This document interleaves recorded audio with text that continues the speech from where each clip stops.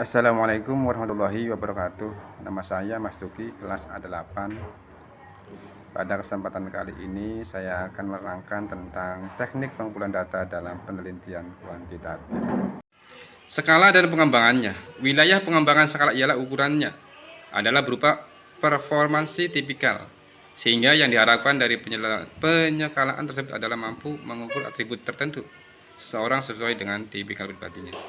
Tujuan penyekalaan yaitu untuk mengukur tingkat ketergantungan seseorang terhadap akses internet, terlepas dari materi dan kepentingan atau tujuan penggunanya.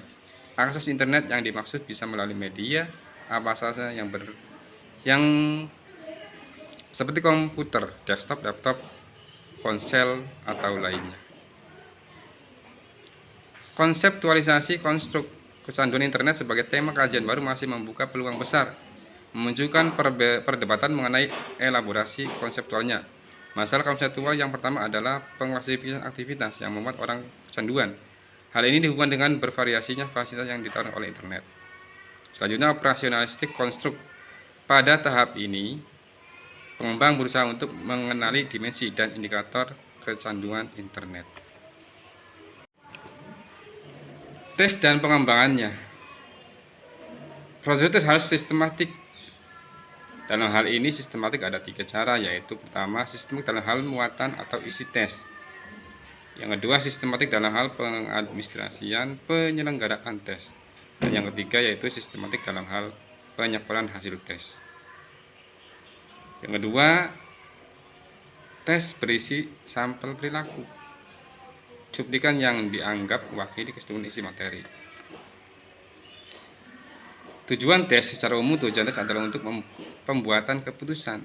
Menurut Wim J. van der Linden dalam bidang pendidikan dan psikologi, tipe situasi keputusan dibedakan menjadi 4, yaitu pertama seleksi, yang kedua penempatan, yang ketiga klasifikasi, dan keempat penguasaan. Kisi-kisi tes. Suatu kisi-kisi tes atau biasa juga disebut dengan blueprint tes disajikan dalam bentuk tabel matrik yang membuat spesifikasi soal-soal yang akan dibuat.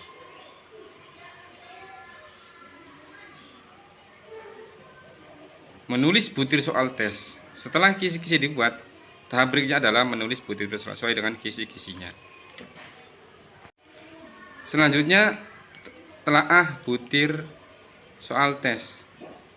Butir-butir soal tes yang telah dibuat selanjutnya perlu ditelaah untuk memeriksa barangkali masih memuat kesalahan, kekurangan, atau ketidaksesuaian dengan kisi-kisinya. Penggunaan pendekatan kuantitatif dalam validasi muatan. Andaikan kisi-kisi tes yang dibuat telah diajukan kepada jumlah panelis, misalnya 12 panelis, maka hasil dari penilaian 12 panelis tersebut kemudian dianalisis untuk menyimpulkan apakah validitas muatannya telah dipenuhi atau tidak. Uji coba tes.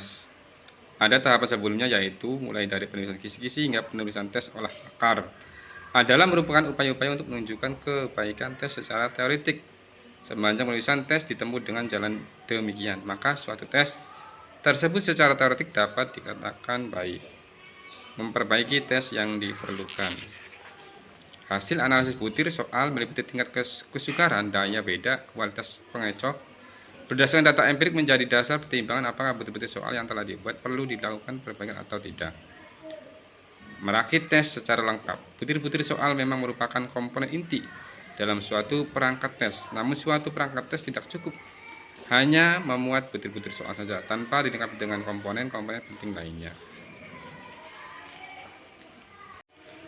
Selanjutnya, telaah butir soal tes. Butir-butir soal tes yang telah dibuat selanjutnya perlu ditelaah untuk memeriksa barangkali masih memuat kesalahan, kekurangan, atau ketidaksesuaian dengan kisi-kisinya. Penggunaan pendekatan kuantitatif dalam validasi muatan.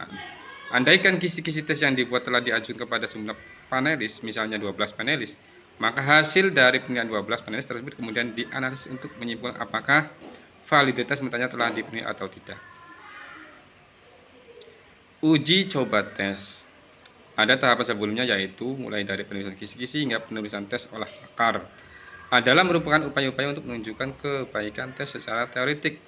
Sepanjang penulisan tes ditempuh dengan jalan demikian, maka suatu tes tersebut secara teoretik dapat dikatakan baik. Memperbaiki tes yang diperlukan. Hasil analisis butir soal meliputi tingkat kesukaran, daya beda, kualitas pengecoh. Berdasarkan data empirik menjadi dasar pertimbangan apakah butir-butir soal yang telah dibuat perlu dilakukan perbaikan atau tidak.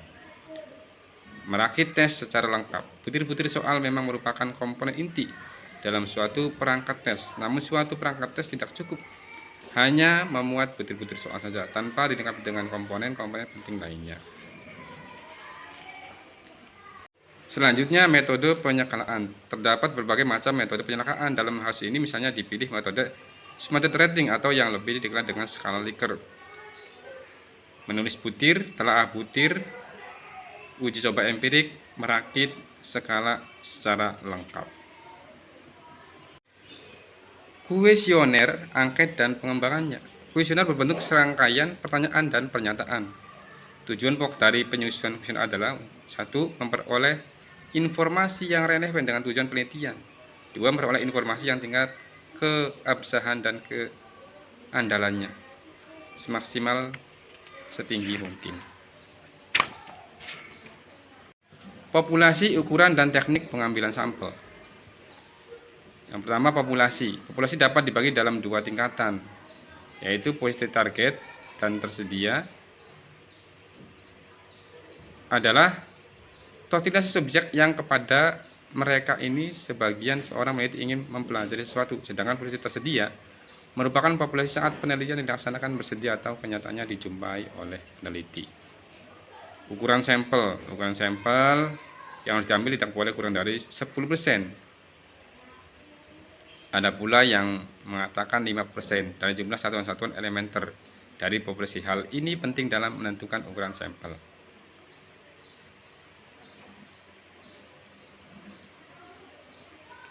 Teknik pengambilan sampel.